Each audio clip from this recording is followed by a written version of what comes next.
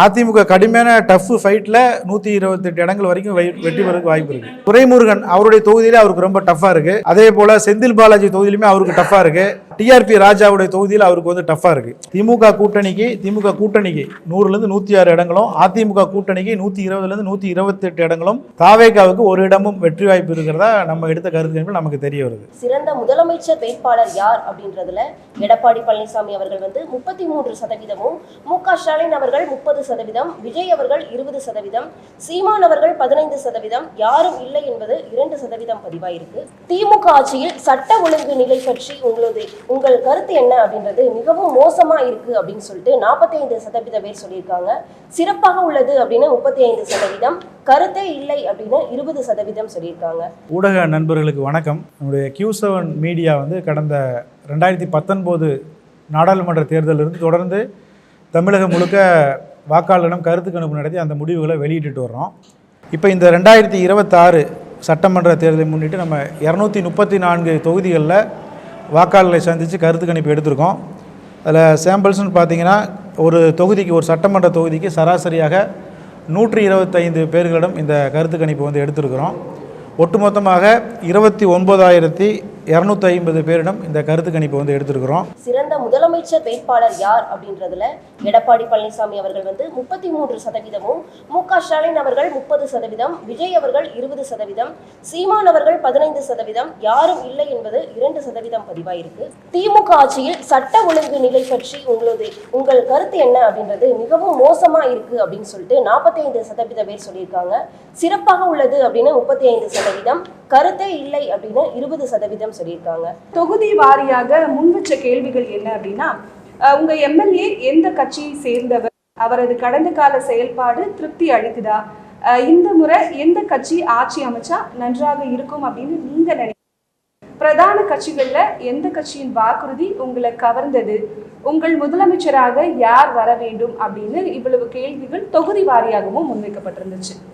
ஒட்டுமொத்தமாக சென்னை மண்டலம் அப்படின்னு நம்ம பார்க்கும்போது 37 தொகுதிகளில் திமுகவிற்கு 19 தொகுதிகளும், அதிமுகவுக்கு 17 தொகுதிகளும், தாவேகாவுக்கு ஒரு தொகுதியும் சாதகமாக இருக்குது. கடந்த சட்டமன்ற தேர்தலில் இந்த மண்டலத்தில் அதிமுகவுக்கு ஒரே ஒரு தொகுதி தான் அவங்க வின் பண்ணாங்க, மதுராந்தகத்தில் மட்டும். இந்த முறை வந்து கிட்டத்தட்ட அவங்க 17 தொகுதியில் அவங்களுக்கு சாதகமாக இருக்கிறத பார்க்க முடியும். கடந்த முறை வந்து கொங்கு மண்டலத்தில் 57 இதில் 16 திமுகவும் 41 இடங்கள் திமுகவும் வின் பண்ணாங்க. பட் இந்த முறை கொங்கு மண்டலத்தில் அதை விட கூடுதலாக அதிமுகவுக்கு சாதகமான ஒரு நிலை இருக்கிறத பார்க்க முடியுது. இது ஒட்டுமொத்தமாக தமிழகம் முழுக்க உள்ள தொகுதிகளை பார்க்கும்போது திமுக கூட்டணி 100லிருந்து 106 இடங்கள் வரைக்கும் அவர்களுக்கு வெற்றி பெறக்கூடிய வாய்ப்பு இருப்பதாக பார்க்குறோம். அதாவது நம்ம கருத்து கணிப்பில் வந்து நம்ம 234 தொகுதியில் வந்து திமுக கூட்டணிக்கு 100லேருந்து 106 இடங்களும், அதிமுக கூட்டணிக்கு 120லேருந்து 128 இடங்களும், தாவேகாவுக்கு ஒரு இடமும் வெற்றி வாய்ப்பு இருக்கிறதா நம்ம எடுத்த கருத்து நமக்கு தெரிய வருது. அதாவது 2026 சட்டமன்றத்தில் எந்த கட்சி ஆட்சி அமைப்பு சிறந்தது என்று நினைக்கின்றீர்கள்? அதுக்கு வந்து அதிமுக 37, திமுக 35, தாவேகா 15, நாம் தமிழர் 8%, யார் மீது நம்பிக்கையில் 5%. யார் ஆட்சி அமைப்பார்கள் அப்படிங்கிற அந்த கொஸ்டினுக்கு வந்து அதிமுக 37, திமுக 35, 2% வந்து அதிமுக கூடுதலாக இருக்குது. இல்லை, அதாவது தாவேகா வந்து அவங்க 500 ஓட்டை மொத்தமாக பிரிப்பாங்கன்னு நம்ம இதில் பார்க்க முடியல. அதே போல் அதிமுக வந்து ஒரு திரை பின்புலத்தை கொண்ட கட்சி, அதற்காக வேண்டி அதிமுக ஓட்டை அவங்க ஃபுல்லாக உடைப்பாங்களா அப்படின்னா அதுவும் இல்லை. அந்த ஓட் பேங்க் அப்படிங்கிறது அப்படியே இருக்குது. 2 சைட்லையுமே அவங்க ஈக்குவலாக தான் தாவேகா வந்து பிரிக்கிறாங்க. சீமானுக்கு வந்து வாக்கு சதவீதம் அப்படியே தான் இருக்குது. அவருடைய வாக்கு சதவீதம் வந்து குறையவே இல்லை. அதாவது அவர் ஏற்கனவே 8 வாங்கியிருந்தார். இப்போ நம்ம எடுத்ததில் வந்து பார்த்தீங்கன்னா கிட்டத்தட்ட 10 வருது. அவருக்கு நம்மளோட இதில் அவருக்கு கூடியிருக்கு, குறையல.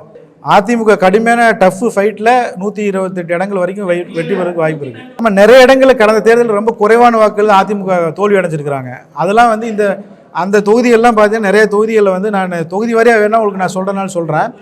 அதில் பார்த்தீங்கன்னா நிறைய தொகுதிகளில் திமுகவே வந்து வேட்பாளர்களை மாற்றிருக்கிறாங்க, குறைவான வாக்கில் ஜெயிச்சிருக்கிறாங்க.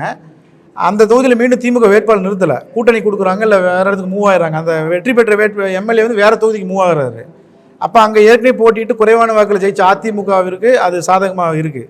இப்போ நிறைய தொகுதிகளில் இன்னும் குறிப்பிட்டு சொல்லணுன்னா துரைமுருகன் அவருடைய தொகுதியிலே அவருக்கு ரொம்ப டஃப்பாக இருக்குது. அதே போல் செந்தில் பாலாஜி தொகுதியிலுமே அவருக்கு டஃப்பாக இருக்குது. டிஆர்பி ராஜாவுடைய தொகுதியில் அவருக்கு வந்து டஃப்பாக இருக்குது. இப்போ பொதுவாக இப்போ KN நேரு, பெரியசாமி, சில பேருக்கு ரொம்ப பாசிட்டிவாக இருக்குது. பட் இந்த நான் குறிப்பிட்ட நபர்களுக்கு அவங்க தொகுதியிலே ரொம்ப டஃப்பாக இருக்குது.